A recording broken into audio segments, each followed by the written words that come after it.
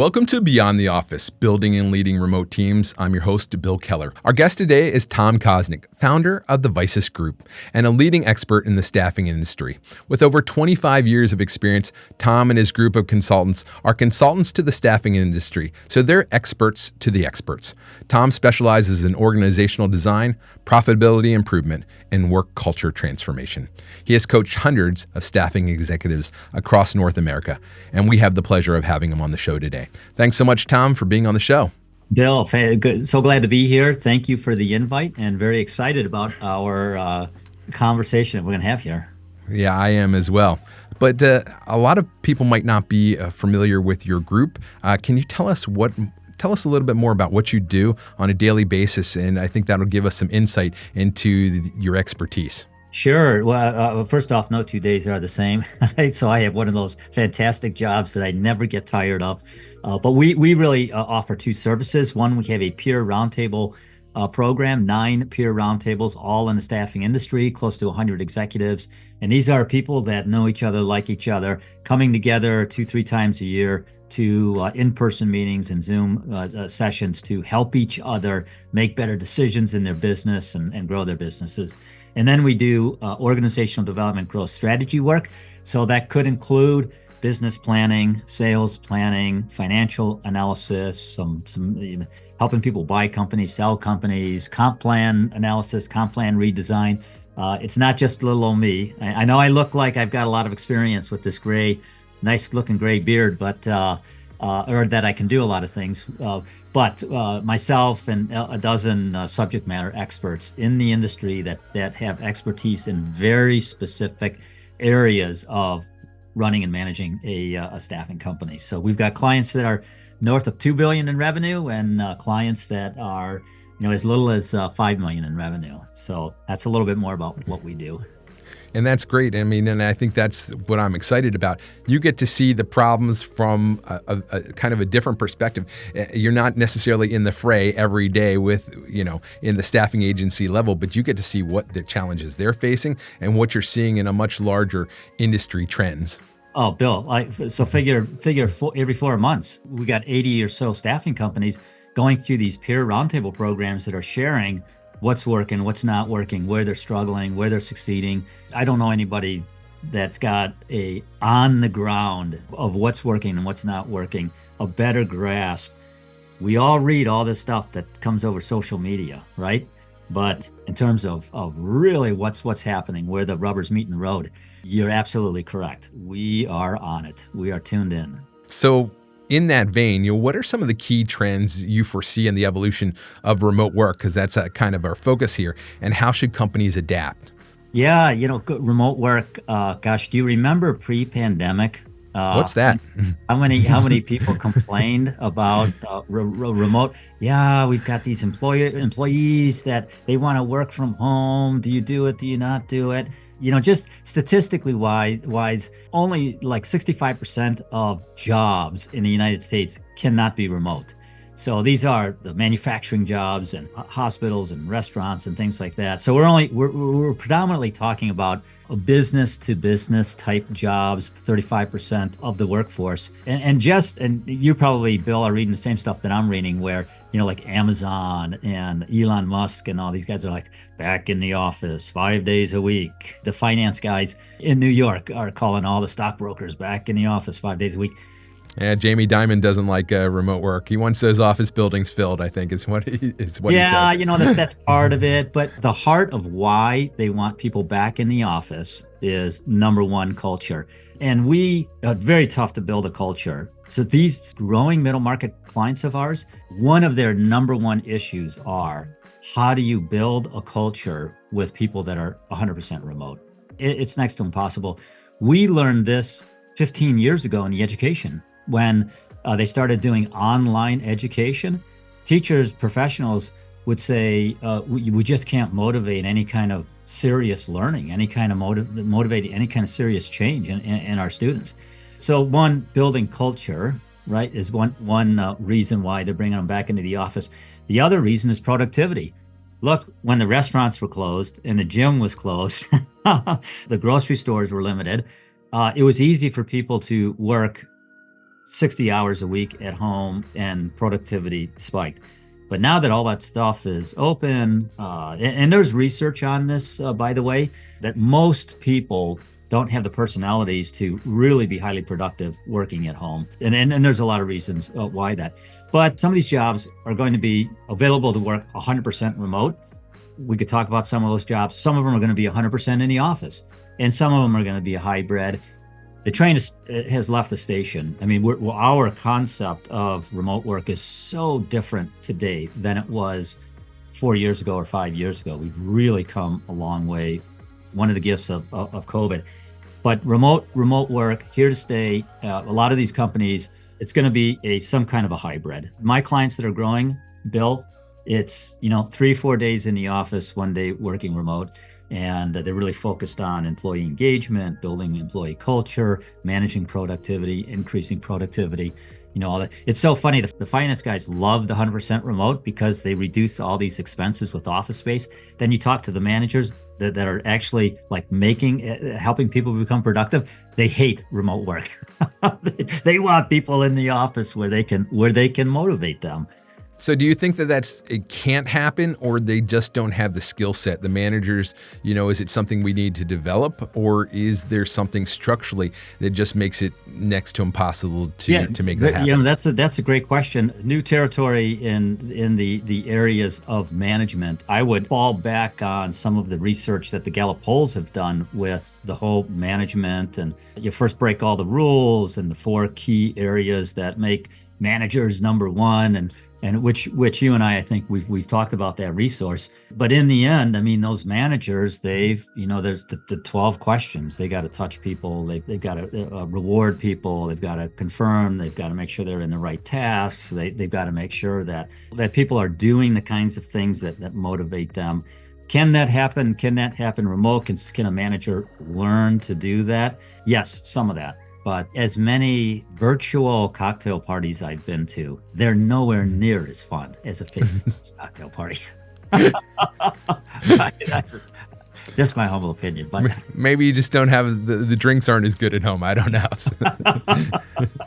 So, kind of moving on, I'm curious, how do you see AI? Because that's kind of been with the rise of remote work with COVID, and AI is really coming on. How has AI transformed the recruiting landscape? Oh my gosh. I mean, we're just on the front end of it. We could look at so I'm an organizational development consultant. So if we process map the recruiting function, everything from branding, sourcing, screening, assess, engage, admin, offer, close, onboarding measures. First off, every one of those buckets to move a candidate from somebody looking for a job to being fully employed, every one of those buckets in the recruiting life cycle already have tools that are fully automated. And daily, the companies that are offering these services are figuring out how to make them more efficient, more effective, more fully automated. So, I mean, when you just think about, you don't look quite as old as I am. So I'm not sure. I just turned 50 this year. So there you go. So you probably remember the Sunday time, the want ads in the Sunday, how the Sunday paper was so thick. It was like, it was like a phone book thick. A phone book, what's that, right? That's another thing we've lost. So the yellow pages. Oh my gosh. Yes, exactly. Right. The yellow pages, maps, like we used to have that thick book of maps to where am I going to go for this meeting or that meeting. But I mean, when you think about going from want ads to all that stuff online to now with AI, I can apply for a job. I've got my resume. It's so funny because it's moving so fast. I can apply to a job, and then a staffing firm or recruiting firm can then take my resume. They can search it, they can pull out keywords, they can do all that parsing stuff like that. But now there's this big data analytics that will say, oh gosh, Bill has this skill set, this skill set, this skill set. He's going to be a much better match for this company over here versus these 5 companies over there.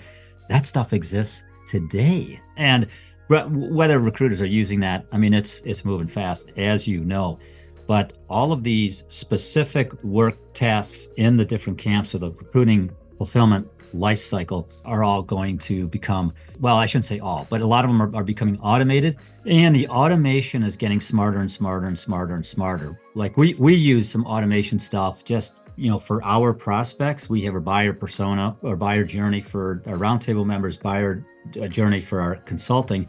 And we use tools where I'll get on LinkedIn. In fact, the reason why you and I are talking is that we had some kind of an exchange on LinkedIn. What a great, fantastic tool. But then we had a tool that said, oh, Bill's got this kind of a disc profile. He would be a good prospect for your roundtable program. Hence, emails go out and things go out on LinkedIn. And next thing you know, you and I are talking about the roundtable program. And then so that wasn't you messaging me? Oh, come on, really? a wonderful podcast that we're now talking. But isn't it fantastic? I mean, oh my gosh, you think about the old days. I'd have to send letters. I'd hand sign them. We'd take them to the post office. We would wait 5-6 days for responses to come back. Then I would make, 100 dials a day.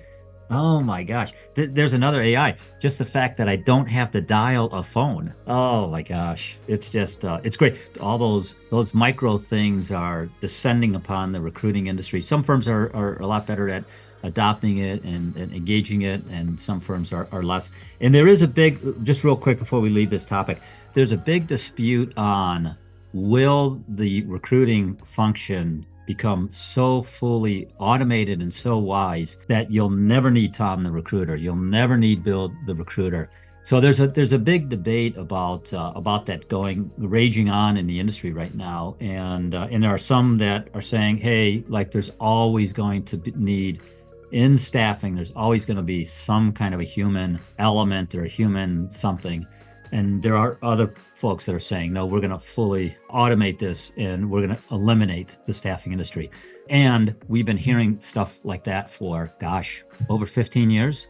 People have been writing that the staffing industry is going to be history in 6 months from now. Once you had job boards, right? I was talking with an industry expert not long ago, and he was saying the same thing. When job boards came on board, the internet was going to take away the staffing industry, and they just found that it wasn't true. And we were talking more that, with the rise of technology and staffing agencies' ability to bring that on, that I think there might be an opportunity to grow the staffing industry, because individual companies won't want to invest in the tech needed to do recruiting at a high level. Bill, not only the tech platform, but the knowledge base to read the data, right? Interpret the tea leaves. And I think one of the things that we were talking about that's might be interesting to a lot of people is, I think we're going to see this shift from a staffing agency that uses technology to a tech company that does staffing. And, yes. That's, they're going to be operated in different ways. But I'm curious to know, what do you think as far as in this new world with all this technology coming on board, is this going to provide for more consolidation within the industry, or are you going to see people using these technologies? Because while they can be difficult to bring on, they're not as difficult as they once were.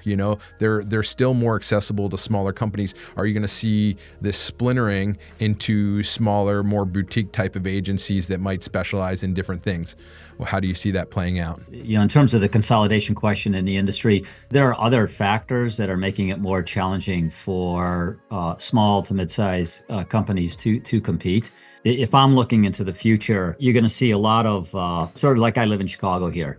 So there's, in the neighborhood that I live in, I'm a half a mile south of Wrigley Field, and there are these little tiny coffee shops. And my wife and I go for walks in the neighborhood, and I'm like, how does that, that business cannot make much money, right? It's got to be. So I think what we're going to see is the Ford, the Chrysler, the GM, right, of the staffing industry. We're going to continue to see that. We're seeing a larger, and there's data on this as well, where the big nationals, the top 10 used to have 25% of the market, and today they have over 55% of the market, 60%. Wow. Yeah, there's data. There's data. And what time frame is that? Do you know? No, I'd have to go look it up. I look at that stuff because we do a lot of strategic planning with companies and things like that. So that is a trend that's happening, is that the bigger companies are getting a bigger part of the pie. But a few years back, I did a series of presentations on the rising tide lifts all boats. Well, not the case in the staffing industry. But the problem with the small to mid-size staffing companies are just the internal operating expenses keep going up and up and up. So when you think of wages for recruiters and salespeople, when you think about healthcare for salespeople and recruiters, when you think of outsourced services that, my accountant every year, the prices go up and up and up. But, and you know this because you're in the industry, margins are basically staying the same. And not only are margins staying the same, but if you look to what happened in Europe, as the pie got bigger, as companies utilized more staffing companies, the margin pressure came down, down, down. So here now you've got a situation where internal operating expenses are going up, margins are either stable or coming down. What gives? Net income. So are we going to see, more of these mom and pops? Or I think there's going to be a consolidation with, these smaller staffing companies are going to be more like, well, this is a guy, this is a woman that, has a job, and that's more so than it's a business. If that makes sense. Absolutely. And, there'll be people coming along and see ways to buy them up and roll them up and, Oh, absolutely. Yeah. A lot of that stuff's going on. Yeah. So moving on to more human element with AI combined, how do you see AI altering the dynamic between employers and employees? I mean, because it's amazing how quickly it's happened and how it's changing people's, not just, there's a lot of fear in the industry, like what is AI going to take my job? But how do you see that dynamic changing because of AI between employers and employees? This goes back to, porters and the balance of power between, buyers and suppliers, between employees and employers. And over the centuries, first off, it exists. There is a balance of power. And sometimes the power is in the hands of the employees, and sometimes the power is in the hands of the employers. At the turn of the century, obviously the employers had all the power, and then of course government regulations came in and things like that. Now, if you go back to 2020, 2018, power was in the hands of the candidates, the employees, in the sense that the market was so constricted, right? The supply was so constricted that you basically could write your own package. So now what's happening with AI is that it's shifting the power back into the hands of the employer, and employers are utilizing AI to either reduce workforce, eliminate certain work tasks, increase productivity in certain jobs.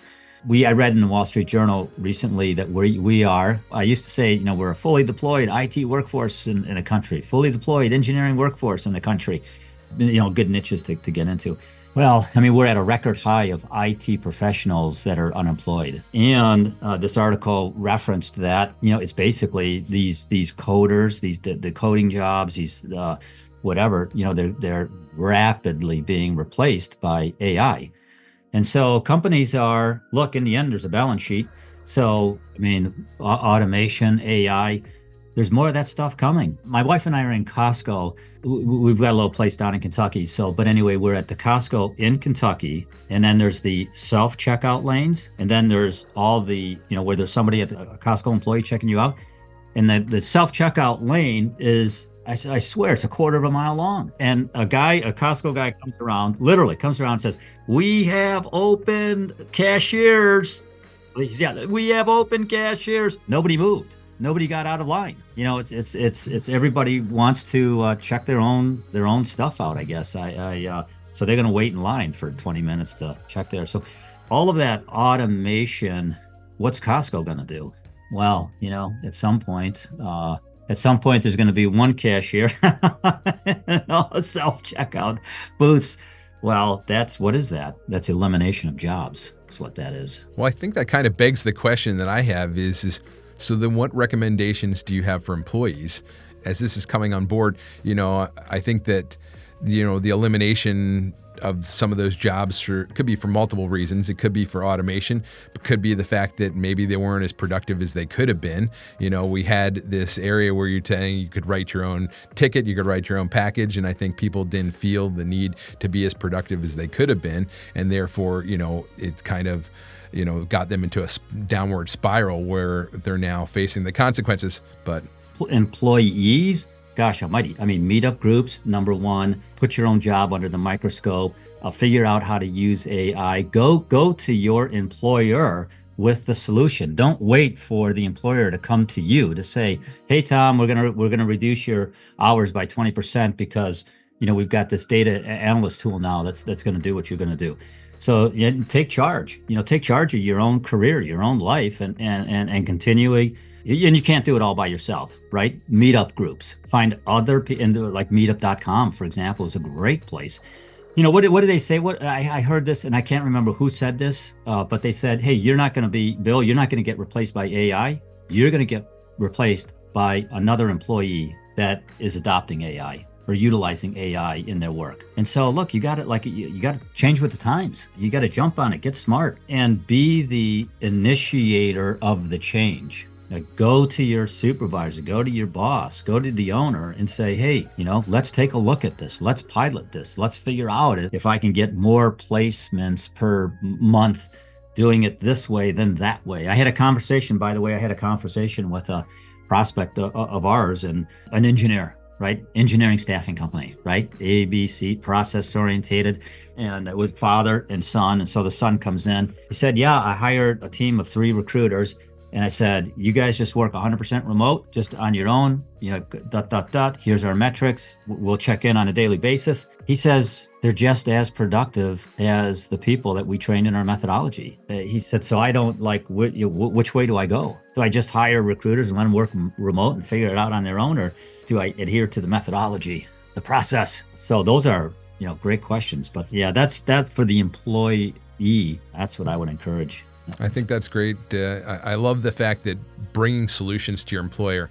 And there's this thing I heard on Instagram not too long ago that I've been presenting to my employees. It's a 1-3-1, which is 1 problem, 3 solutions, 1 recommendation. Nice. I like it. That really, I've been encouraging them to utilize that formula and really because oftentimes they come with problems, but they don't come with solutions. They haven't fully thought it through. And I'm just encouraging them to think at a higher level, not to push it all back on their managers, to really be that resource that they can be counted on. Yeah. And I would just say you can't do it on your own. I mean, these small form little small, innovation, whatever you want to call them, innovation groups or things like that. And then the other thing, feel free to put it in the notes there, but the article from Paul Brower, The Power to See Ourselves, it's a fantastic read. It's a HBR article. It was published years ago. Some of the language is a little bit dated, but it talks about being in charge of my own development. Tons of lessons in that piece there. If it's meant to be, it's up to me. I like it. That's one of the things that I've been saying to my team. I work through a book called The Traveler's Gift, 7 Decisions for Personal Success. And the first principle in that book is the buck stops here, from Harry Truman. And, the responsibility decision. The reason I go through that book is I think if something's going wrong in a relationship, it's generally one of those 7 principles hasn't been applied. And so it gives us a common knowledge within our organization to be able to solve problems and to figure out why things are going wrong. But that's one of my sayings. So how can companies prepare for the future of staffing? Are they going to need to, go to staffing companies as a general business? They're going to need to look outwards because they're not going to be able to have an internal staffing, portion of their company because it's going to be too difficult with AI and bringing on the tech? Or how do you see things, what can they do to be preparing for the future of staffing? It's really a culture issue in terms of, what kind of engagement do I want from my employees? What kind of so just, back up for a minute, right? You ideally you have some kind of a strategy, you've got a business model, you have a strategic intent, you have key initiatives, you got a financial plan that kind of models that, and your value proposition, what is it that Tom does? What's the business model that I bring to the marketplace? What's my value proposition? What do I do different? Why me? Why do people hire the Visus Group? All that good stuff. So that's all foundational. Many times we go in and we'll do an assessment of a company and I'll say, and they want to go do this or they want to go do that. And I said, well, that's fine, but you're missing the corner of the foundation of the house. And if you don't fix this foundational piece first, like the whole house is going to start to sink on the backside here. So there's these foundational things that are in place. Then there's the staffing piece of it in terms of the people function. Hey, now what kind of people do we want to bring in? How do we bring them in? And then you get into this whole hiring process and hiring methodology and assessments and testing and all that stuff. You and I we talked a little bit about that. So the future of staffing is that's not going to change. Companies are still going to be able, they're still going to have to like build that foundation. They're still going to have some kind of a hiring methodology, a hiring process. And ideally they're going to use AI tools to help them make better, smarter decisions based on the culture they want, based on, and when I use the term culture, Bill, I'm talking, hey, is this organization centralized versus decentralized? Are they a prudent decision maker, or are they make decisions on the fly? Are they innovative or are they non-innovative? And so we all companies have a culture, right?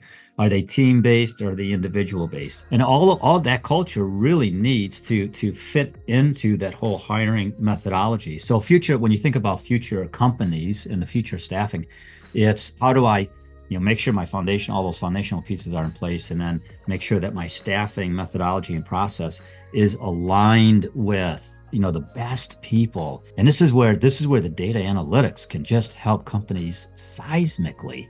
What is the personality characteristic trait that is going to help me best implement this model, and execute on the value proposition. And that's going to increase growth and profitability and things like that. So it's not like staffing is going to go away. Staffing is going to become, the more that the technology advances and the more that hey, we're a technology company that does staffing, the more that happens, the more important it is for the reading the tea leaves or the alignment of all these things and utilizing the right tools in the right spots. If that makes sense. Yeah. No, that's good advice. That's awesome. So I know that personally for the Visus Group, you guys use some overseas staff. So I think you're the perfect person to ask, how can businesses effectively integrate overseas talent into their workforce? I mean, you have some personal experience, and I'm sure through your other team members or the other people that you work with, the people that you consult with, you must be seeing some things. What are some of the best practices and ways that they can bring them on effectively? Gosh, we have come such a long way with overseas employees, offshore, nearshore, and it's growing pretty rapidly. You probably have better statistics than I do on that. So to succeed with the whole overseas workers is number one. Just make sure you have a good solid job profile. So job descriptions, I really don't even pay attention to job descriptions. I'm more job profile. And that is whatever the job is, admin, sales, fulfillment, whatever it is, you have these different camps in a job profile. And there's a process on how you develop a high quality job profile. But you have these camps of areas that the individual is responsible for in their job. And in those camps, you have specific work tasks. And then you have what's the criticality. So, Tom needs to spend 40% on strategy and 30% on sales and 40% on fulfillment or execution or whatever. So making sure you've got a good solid job profile in place that lists out those camps and the criticality and all that. And then knowing what jobs can be conducted, offshore. And then it's communication times, not communication times 10, communication times 1,000. So, out of sight, out of mind. So there's where my clients have made the mistake is that they go hire an offshore, a group of offshore recruiters, and then they give them the absolute worst job orders. They give them the crappiest job tasks. Really? You want to succeed doing that? Come on, you can be smarter than that. There's got another best practice, Bill, which you can probably attest to, and that is you have to have a point person wherever you are overseas. There's got to be, people are people, right? So there's got to be a point person that's managing that group of employees over there. And there's got to be a point person on this side of the ocean. And I really mean like the communication, like daily. We're talking to our people overseas at least twice a day. We're communicating them tons through email and all that stuff, but like we're on Zooms with them twice a day, every day That's of the awesome. week, because we're Fantastic. working on, we have job profiles, work tasks, we have cross-functional things that they're doing. Those are the best practices. It's just, you got to start with a good job profile. You got to know what you want to offshore. You got to have management that's touching them every day. Back to the, it's the manager from the Gallup poll guys. Have a manager that's a coach, not a manager that's walking around with performance metrics on the end of a baseball bat. I was listening to Simon Sinek, and he was at, I think, the Four Seasons, and asking a barista, do you like your job here? And he says, I love my job because my managers come around, and even their managers that aren't my direct manager. Hey, how can I help you today? How can I resource you today? Being that coach and just trying to helping them along, as opposed to you worked at, I forget, Caesar's Palace, and they were coming along trying to find something wrong rather than, trying to encourage and coach like you talked about. So those are all fantastic. What was that? What was that book? What got you here won't get you there. Goldsmith. I can't remember now, but one of the chapters in there is just say thank you. just when somebody does something, when an employee does something, just say thank you. Absolutely. Gosh, just simple stuff. But yeah, those are the keys, really the keys to a little bit of infrastructure, but then a lot of communication, a lot of touching, that sort of thing. It's simple, but it's not easy. It requires, from what I was hearing, that twice daily communication requires a lot of intentionality on your part. Right, we book it. It's on the calendar, man. We block time on the calendar. And then, after several months, then it's a habit. You got to make sure those sessions are effective, right? Yeah. So it's not a waste of time. It's not another meeting, that kind of thing. One of the other things that we really recommend is having, it's kind of like you talked about, you need people on both sides of the ocean, is do you have an internal champion? If you're going to be using and bringing on overseas staff, there has to be somebody who's excited about that prospect, what it can bring to the organization, understand its benefits to everybody involved, and not just see it like, this is going to be a zero-sum game. So, just like you were talking about, so I just second that. That is all fantastic advice. So kind of going the other side is, obviously it sounds like you've heard some people face some challenges when they bring on overseas staff. What are some of the challenges that you've either experienced yourself or, you've heard about, and how can people overcome them? Specifically with overseas staff? Yeah, I think so. I mean, because that's obviously a lot of people that are moving into this area, especially with trying to build remote teams, they kind of know the domestic market. They've been in this, if they've been employees or they've been in a company for a while. So they kind of have an understanding. But for a lot of people, this is bringing on an overseas staff member or even remote is difficult and indifferent, and it feels odd, You used the word earlier today, and that was fear. Number one, the people that are within your organization here in the United States, is you've got to include them in terms of, hey, we're not an elimination of your job. We're not looking to eliminate your job. We're trying to figure out how to be more competitive, how we can provide better services to our client base, a larger scope, on and on and on. So it's that the internal, I don't like the word, like when you use the word buy-in, it assumes that somebody's got to sell something to somebody. I like the term enrollment, so culturally, engagement wise with the internal team, get them enrolled in the whole concept that we're becoming a global company here, and we're utilizing resources that are smarter, better, faster, and it's going to create job opportunity for us here to move into different kinds of jobs because other people are doing, these kinds of work. Number one, is the internal fear of change from either employees or managers. So it's a big challenge. So, and it's got to be executive sponsored, right? They got to hear it from the top. Hey, here's what we're doing. Here's why we're doing it. I'm excited about it. I support it. And I'm not talking about like a letter and some verbiage in a newsletter, right? This is like full on executive sponsorship. Some of the other challenges can be language.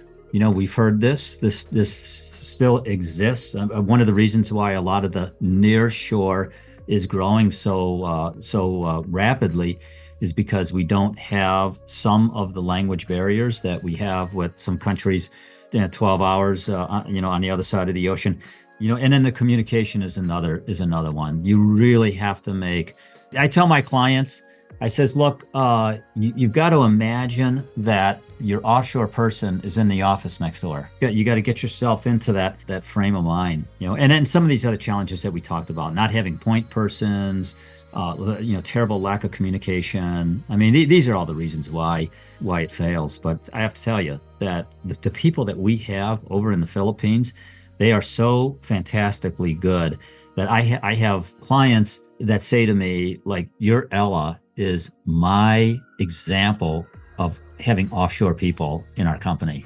because my clients just love her. They love her follow-up.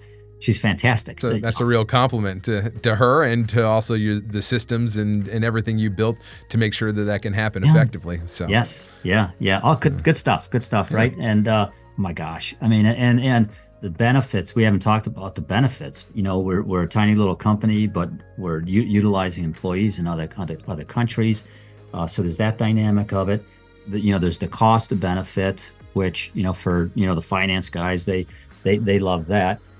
There's the benefit of I'm learning all kinds of new recipes that I never would have had access to. So have you gone over yet? I wasn't sure if you've made the trip yet. I haven't. We will. The company that we're using, that I know this individual well that owns that company, and he's like, you got to come to the Philippines, and so we'll get over there. And I find that is a next level step that, it's a very big commitment, especially if they're in the Philippines or in India.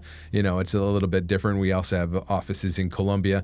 That's a little easier to get to, but going there and meeting them and understanding where they're coming from is just huge. I see that as like, it makes like another step forward. Oh, absolutely. I can only imagine. We hear about, the ballet lessons and the what happened over the weekend and things like that. So it's been a wonderful.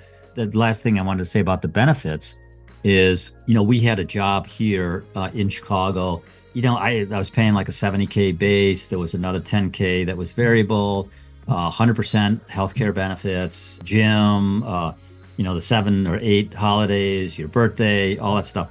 We could not keep a person in that job. It was like every year we were turning that role over. And it was a key role for us. And it wasn't like they were bad people, and it wasn't like we were making bad hires, but it was a good job. I'm here in Chicago, and some, like one person, she was from Taiwan, and she went back to Taiwan. Another one got recruited away. Another one decided to pursue a master's degree. So it was like just stuff like that. But these offshore resources, Bill, my God, I mean, they love working for American companies, number one.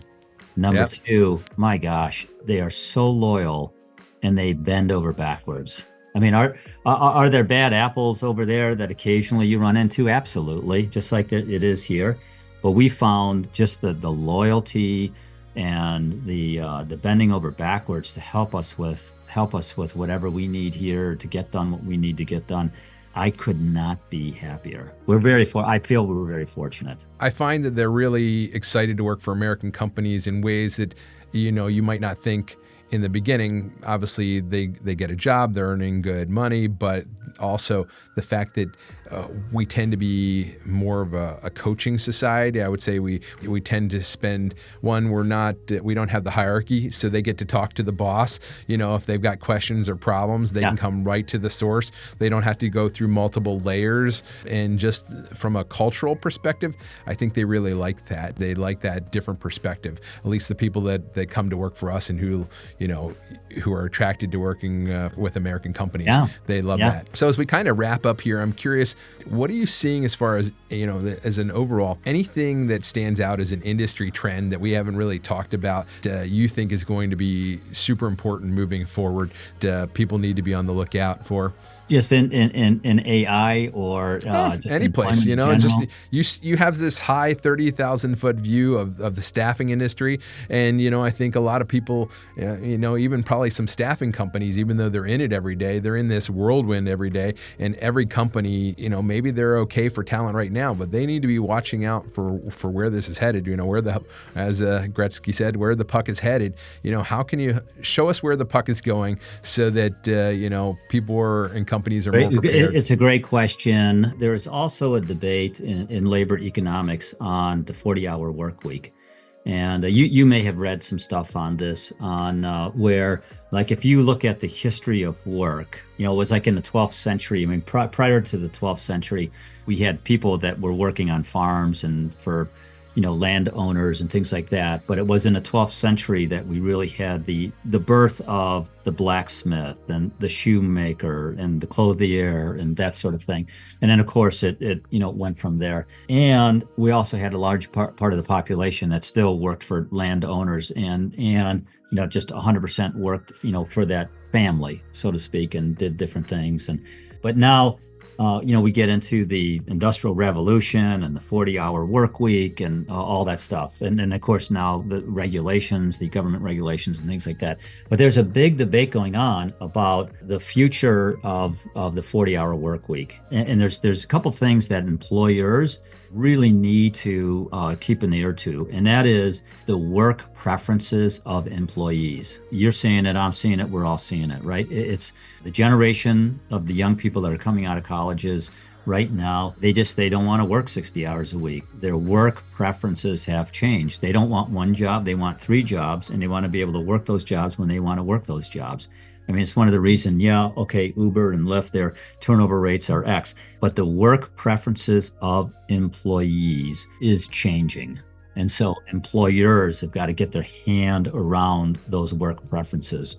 The other thing that's changing is we're continuing to see less and less people get 4-year college degrees. My kids got 4-year college degrees. I'm not so sure my grandkids are going to get a 4-year college degree. We had, I think it was one of the big phone companies out here started Bob Galvin. He started Motorola University. I think they were the first Motorola University. And I saw him speak actually about this topic. And Bob said, kids were coming to us out of college. They couldn't write a memo. They couldn't resolve a conflict. They couldn't communicate with their supervisor. He said, so we created Motorola universities to teach them all the soft skills. Well, now, gosh, how many corporate universities are there out there? I mean, there's tons of them. So I think what we're going to see is we're going to see more, you graduate from high school and then, I'm going to get with a lot of jobs. I'm going to get certified in this. And then I'm going to go work for this company over there. And that company is going to have a program, or they're going to send me to a program to teach me all those soft skill stuff in terms of communication, decision making, resolving conflict, all those kinds of things. So that's another trend that we're going to see. What's going to happen to the 40-hour work week? I think that the resume, CVs, I talk to people that I don't have a resume. If this guy's interested in hiring me, tell him to go to my LinkedIn profile and look at my LinkedIn profile. Another trend that's going to happen, certainly AI is going to change a lot of jobs. So that's another trend that we need to stay close to, is what specific job tasks are going to be eliminated with AI. What are the new ones? I heard something, another one of these statistics. I got to go check or find out where it is, but it's like over half of the kids that are entering college today, the jobs that they're going to get when they graduate from college don't even exist. Wow. So just like, what are those jobs? And then what kind of, for a while there, it was all STEM and like the liberal arts, like, what are you getting a liberal arts degree for? Well, now it's so funny. It's coming full circle where people are saying, go get a liberal arts degree and then get special, get certification in these special areas and things like that. I heard that over 50% of the people that Google hires do not have a college degrry. Really? Yeah. Wow. That's shocking. That's what I heard that. Again, I would need to check that. Yeah. I think we can thank Mike Rowe for some of that, that's this big push into not having to go to college, and not racking up a couple $100,000 of debt too. So yeah, but I would say specifically in staffing, work preferences and values of the of the candidates and the kids that are coming out of school. Which, by the way, a lot of that stuff, I know we've got like 4 or 5 generations now working in the workforce. But some of that stuff is agenerational. Like we're finding out that older workers are like, yeah, what was I doing for 30 years? I like some of these ideas that the Gen Zers are promoting and doing. Yeah, but you didn't even know it was a possibility, So, Right. at that point, Yeah. like it's just the way it was, right? Yeah, we're going to see the whole 40-hour work week, but we're going to see more and more contract work tasks that are contracted out, and we're naive to think that we're not going to see that. That's going to happen. Continue. Well, I read a book, the 4-Hour Work Week by Tim Ferriss, Oh, sure. and in there he talks about, why does every job take 40 hours? Obviously some there, but for the why this doesn't make any sense. And I think that, he talks about Parkinson's law, where the job fills up the time allotted to it. And I think there's a great book on manufacturing called The Goal. If you're not in manufacturing, please go ahead and read it anyway, because it talks about bottlenecks. And we often think that every resource is equal. And it's just not the case, because you could have some resources that are bottleneck resources that could hold up the whole manufacturing plant. And if you want a good illustration of this, during the pandemic, we had these chip shortages. So the bottleneck in producing a car that might be $30, $40, $50, $60, $70,000 was maybe a $50 chip, And so how much would a car company, if they could have gotten them, would have paid for those chips just to get them out of the door? That is a bottleneck resource. And that gives you the idea, that value. But the reality is most jobs, if it's not a bottleneck resource, you probably don't need to be there 40 hours. Maybe you can, and managers need to be open and willing to say, hey, they got the work done. They got the job done that I needed. Let them go home. Let them do something else, right? But they kind of think that I need to get my value out of them. I need to have them sitting there in the office basically doing nothing. And that just doesn't make any sense. It doesn't serve anybody well. And I think it's going to take some time to change that paradigm. But I love that thought. And I think it's going to take, owners to start thinking about their businesses in different ways, and maybe we need to change the structure of employment in some way to be able to make that happen. But I love those tips, so that's some awesome insight. So that's why we had you on the show today, because we were looking for some of that insight. So a lot of good thought-provoking questions for sure, and we probably could jump back on here with the exact same questions 3 months from now, and my answer would be all different. So where can people learn more about the Visus Group and what you do? Just visusgroup.com, VISUS, visusgroup.com. We're all over LinkedIn. We've got a nice website, compliments of my offshore team. But you can find us on LinkedIn. We're very active on LinkedIn. Well, Tom, I can't thank you enough for your time here today, and your insights were invaluable. So from Beyond the Office, thank you for being with us today, and we look forward to seeing you next time.